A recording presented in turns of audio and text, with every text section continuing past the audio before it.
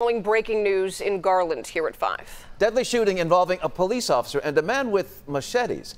So here's some video from HD Chopper 8, which was over the scene near I-30 and Bass Pro in Garland, near Lake Ray Hubbard. Officers still on the scene at this hour, and so is our David Goins with more. David?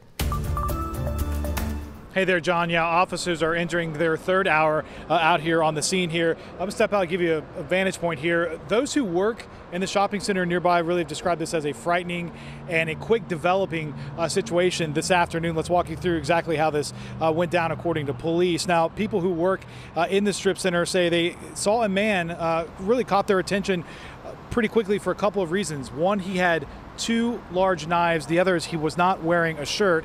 According to witnesses, he was walking along the sidewalk in front of those businesses wielding the knives. Some describe them as machetes, swinging at random and striking the outside of at least one business. That prompted a 911 call to Garland police. When an officer showed up moments later, they shot and killed that suspect. Listen to what one employee told us she heard before police arrived.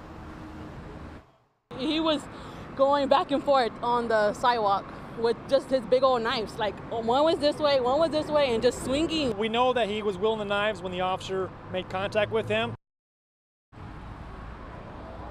And a short time later, that officer fired and killed the suspect. A couple things, they do not know who this person is yet. They also don't know how he ended up here without a shirt on and holding these knives here at this shopping center.